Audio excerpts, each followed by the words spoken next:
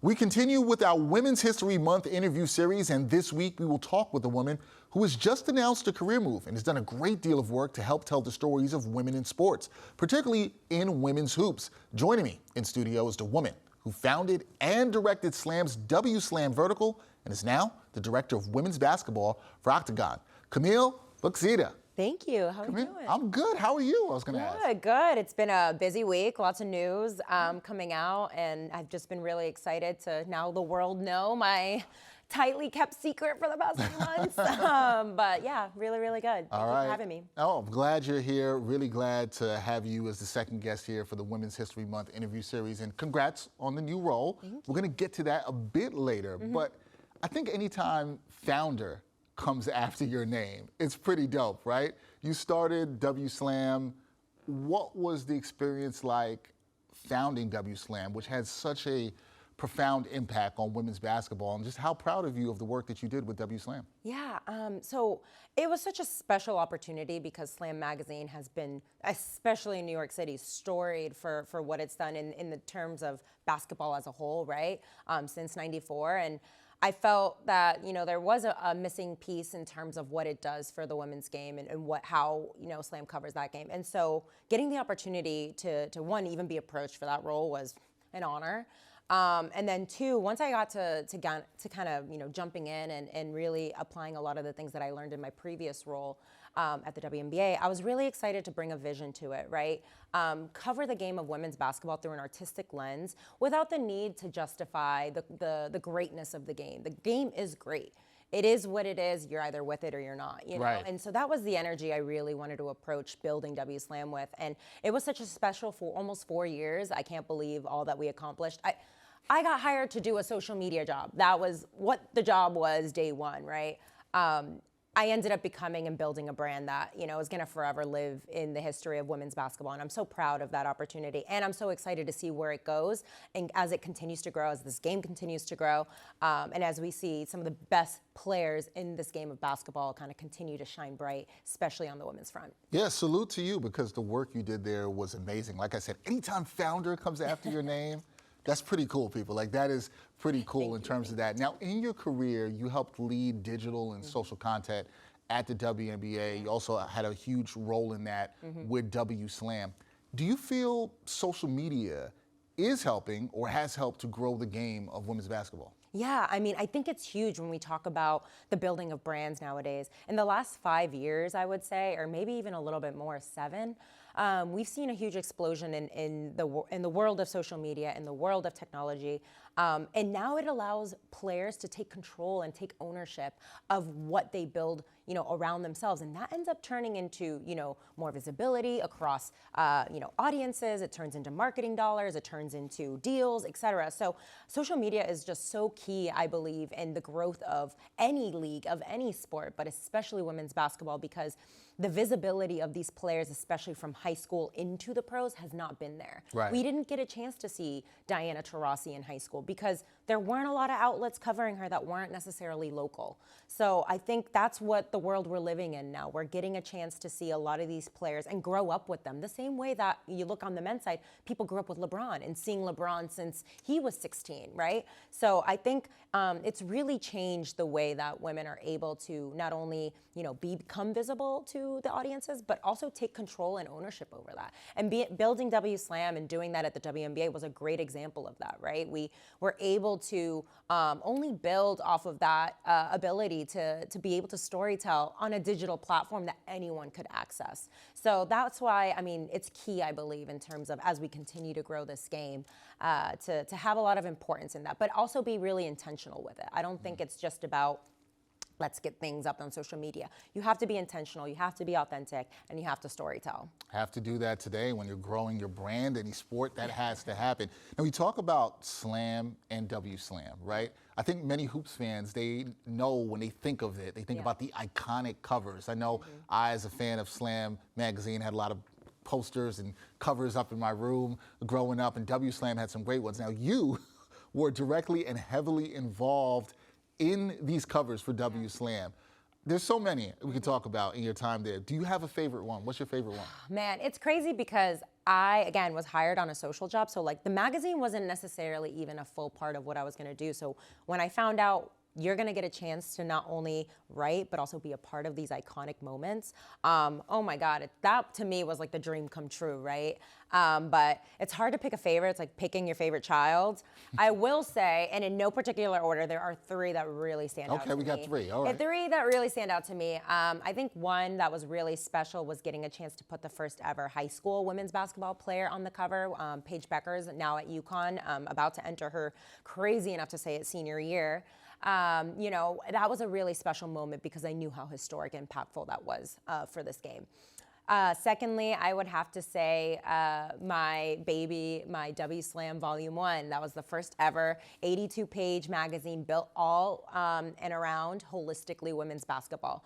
That cover, getting to shoot it with Diamond DeShields, Arike Ogunbowale, and Benai Jelani, and being shot by the incredible Raven Verona. I mean, Raven shoots Beyonce. She shoots everyone. Yeah, if you haven't gotten a chance to check out her stuff, I mean, an icon in itself. And Chloe Jackson styled it, so it really was like a holistic family environment in terms of women and women in basketball and women in entertainment. So I mean, that was just super special. And then I would say, lastly, the South Carolina cover. Dawn Staley brings an energy to everything she does that it is just. It feels like you're floating on air. I don't know how to explain it. Like, I think I walked out of there with like a billion notes of gems just for myself in life that go beyond what I do. It goes beyond my experience. So I would say those three are pretty special. And there's one more that I was able to do right before I left SLAM. Breaking news. It actually will be coming in the next few days. So I'm excited for everyone to see it. That was also really special to me. All right, so everybody will see that new WSLAM cover, the last one that Camille got to work on. Everybody will get to see that. Okay, so transitioning, we talked about your new role, right? You announced that this week you will be the director of women's basketball for Octagon, sports agency for those who do not know. Now, you talked about this before because you showed your passion for storytelling throughout your career, working for WSLAM. And do you think the passion and the skill set you have for that, how does that translate into your new role at Octagon? I think storytelling is, I would say, like very central to who I am as a person. I fell in love with sports because I loved storytelling more even than just, you know, going and playing the games. So to me, it's central to who I am. And I think it's central to the development of this game as we talk about it from a marketing standpoint and as we talk about it from a external standpoint, right? I think there's a big, I would say not necessarily miss, but I think there's an opportunity to redirect how we storytell around athletes, especially women's athletes, especially women's basketball. There's a big focus on WNBA and women's also being a family game. I love that. It is a family game. There's no doubt about that.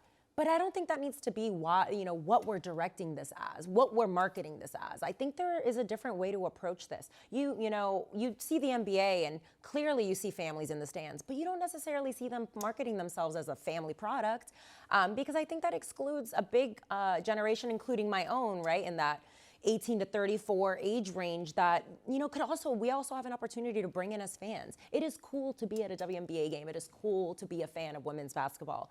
And that's to me where I want to build storytelling, right? And into those marketing opportunities as I work directly with players.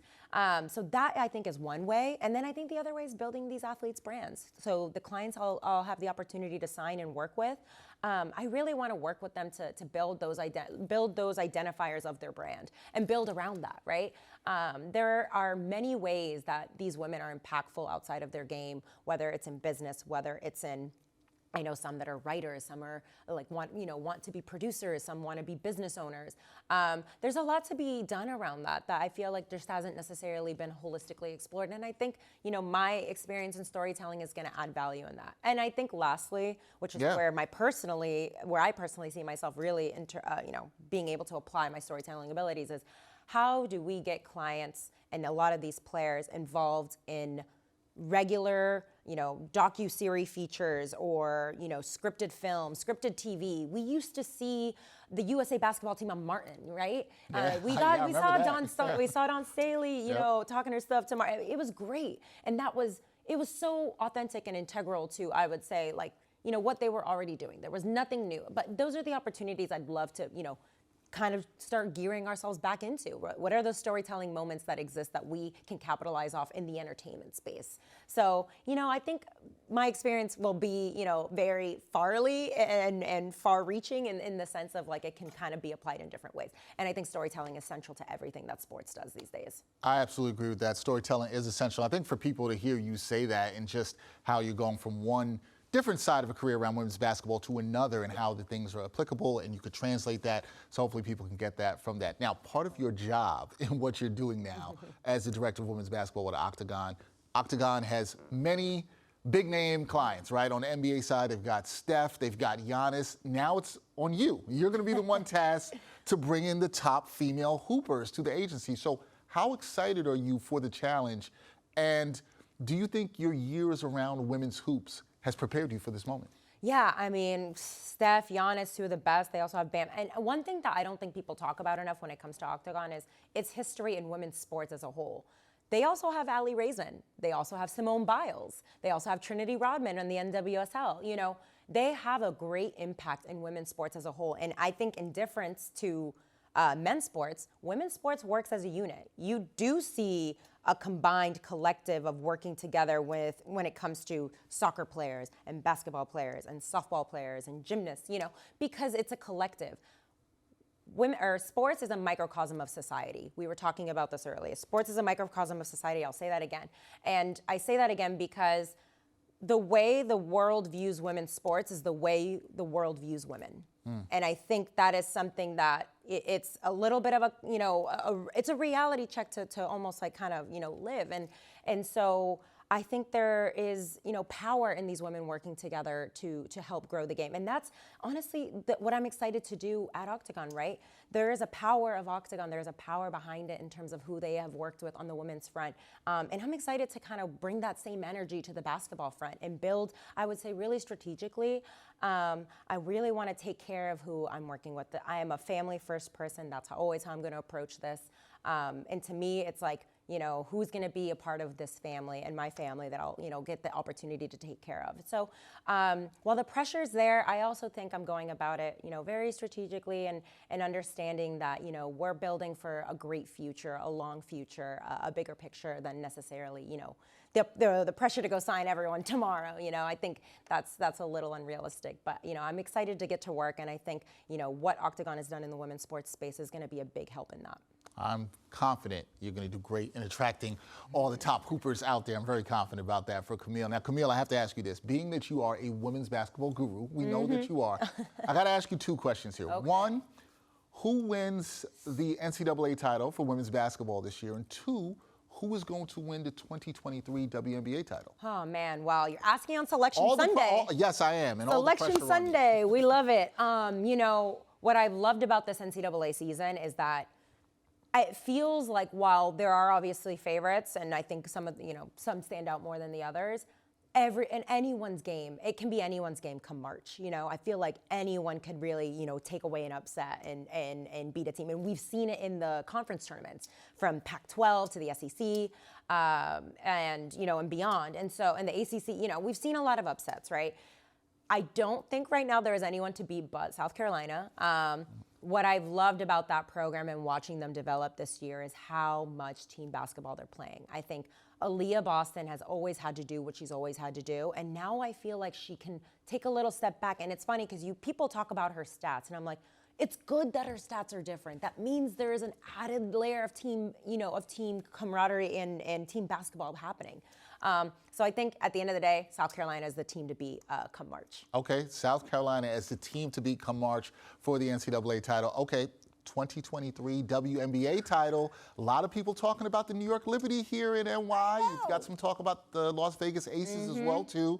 Or is it a different team for you? Do you see somebody different winning the WNBA title? I think, no, it does come down to the Aces and the Liberty. And man, I'm so excited for the Aces this season, more because I'm a big fan of Asia Wilson. I love Candace Parker, Kelsey Plum. That roster is just so fun to watch, right? I mean, an incredible team under Becky Hammon. What they did last year was so special. But I gotta go with my Liberty. I'm in New York. Brooklyn's my backyard. You know what I'm saying? I'm not too far from Barclays Center. You've got Stewie, you've got Sloot, you've got Benai Jelani, you got Sabrina, you've got Maureen Johannes, you've got Dee Richards. I mean, that team is stacked top to bottom. You know, what will be interesting to see in the first few months and weeks is how they learn to gel and play together. But I really do think come August, we're gonna be talking about the Liberty, you know, in the finals. If you didn't say the Liberty, I'm gonna let everybody know. If she didn't say the Liberty, I was gonna have all the judgment for you. I gotta walk off set now. You gotta get off set. That's time to what go. I was gonna say. I was gonna say, lastly, I gotta talk about this, right? Because when you look at your journey, Camille, there's no doubt that you've made women's history, all the things that you've accomplished, particularly as a Hispanic woman in this space of women's basketball. I asked this when I talked to Christina last week, good friend of ours. What does making women's history mean to you? Oh man, it means so much. I don't think I don't think I've ever sat down really to think about it, because sometimes when you think about it, like the pressure, it weighs on you a little bit. But I'm so excited. I don't know, I'm not a stat checker, but I think I'm one of the few only Puerto Rican born agents in the world. In the world of basketball, I'm sorry. I'm so excited to represent, you know, mi tierra, where I'm from. My dad played in the BSN in Puerto Rico, and so I always grew up around the game. So being able to represent and I say country, I know people are out here being like, well, territory, whatever. You know, I represent for my country and my people because, you know, we're ones that are really proud. And so not only, you know, on the women's front, but I'm just proud to be representing them. Now, in terms of making women's history, and I think I was speaking to you about this earlier, I've never thought of myself as working for a company. I don't work for, I mean, I do technically, but you know, I'm not working for an Octagon or a Slam, right? To me, I really work for the global and societal acceptance of women and women's sports as a whole. So to me, that has always been my founding mission and my purpose in life. And so to be able to make history along the way is so special. And to me, I want it to be a point where this isn't history anymore. I want it to just be. I want it to just be a norm. And so it means a lot, and I'm so excited and proud to be able to kind of, you know, have achieved all the things I have, but I really am excited to help us get to a point where we're not talking no longer about this just being, you know, women's history. It just is, you know, what these women are achieving in sport. Well, it's important when people like you were doing the work that you're doing, and that's why I wanted you here, for everybody to see and talk and know about your career and all the great work that you're going to do going forward with Octagon. You're just going to keep doing it and making a lot of people proud. And you're right, at some point, we won't have to talk about it. And the way we look at women's sports, as you said, is a microcosm of society, and we are only trying to hope and push for that change. Everyone, that is Camille Buxeda, the director of women's basketball for Octagon, founder of WSLAM, one of the dope people around women's basketball. Camille, thank you so much for the time. I appreciate it. We're going to have you back up here. I will. You know, I'm ready to talk hoops. When you guys give me the ring, you know, I'm here. Got you. Camille Buxeda. Thank you guys so much. Thank you.